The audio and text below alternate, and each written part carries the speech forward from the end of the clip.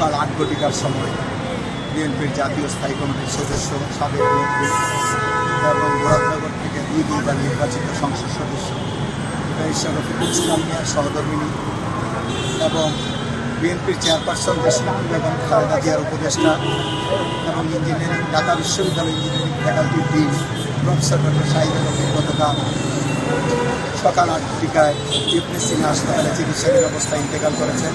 আমি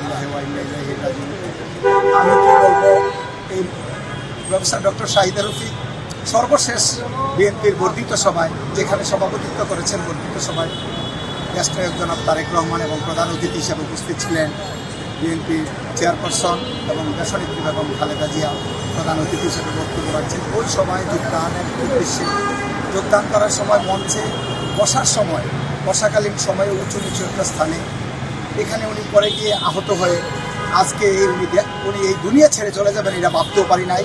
উনি আজীবন যতক্ষণ উনি বেঁচে ছিলেন বিএনপির এই দুর্দিনের কাণ্ডারি হিসাবে কাজ করে গেছেন। আপনারা সবাই আমার প্রফেসর ডক্টর শাহিদুর রফিকের জন্য দোয়া করবেন। পাশাপাশি আমি দীর্ঘ ২৮ বছর ব্যারিস্টার রফিকুল ইসলাম মিয়া এবং ডক্টর শাহিদুর রফিকের পরিবারের পাশে আমি আছি। আমি জানি আমি আমার জীবনে চলার পথে সৎ কী জিনিস, সততা কী জিনিস, নিষ্ঠা কী জিনিস, অন্যের ক্ষতি না করা এবং মানুষের কল্যাণে কীভাবে কাজ করতে হয়, এই শিক্ষাটা পেয়েছি এই শিক্ষাবিদ প্রফেসর ডক্টর শাহিদুর রফিকের কাছ থেকে এবং ব্যারিস্টার রফিকুল ইসলামের কাছ থেকে।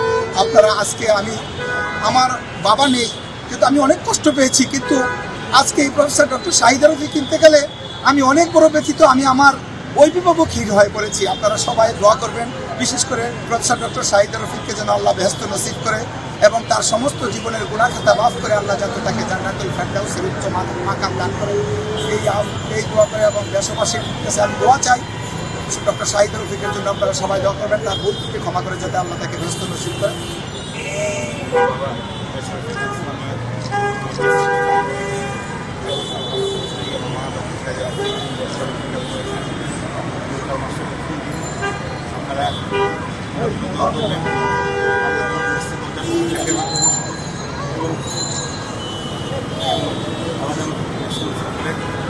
আমি এই ব্যারিস্টার রফিকুল ইসলাম মিয়া তথা ডক্টর শাহিদুর রফিকের মতো এমন সৎ নিষ্ঠাবান লোক আমার চোখে পড়ে নাই। আমি তাদের সান্নিধ্যে এসে নিজকে অনেক গর্ববোধ করতাম। আজকে উনি চলে গিয়েছে, আমার মা বাবা দুনিয়া থেকে চলে গেলে যে অবস্থা হইতো আমার ঠিক ওই রকম অবস্থা আমার হয়েছিল। আমি তার রুহের আত্মার মাগফিরাত কামনা করি, আল্লাহ যেন তাকে বেহেশতের উচ্চ মাকাম দান করেন এবং এলাকার উন্নয়ন বলতে যা বোঝায় ব্যারিস্টার রফিকুল ইসলাম মিয়ার আমলে হয়েছে।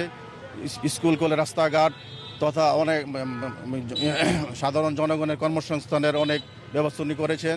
আমি তাদের জন্য দোয়া করি, আল্লাহ পাক যেন তাদেরকে ভালো রাখে।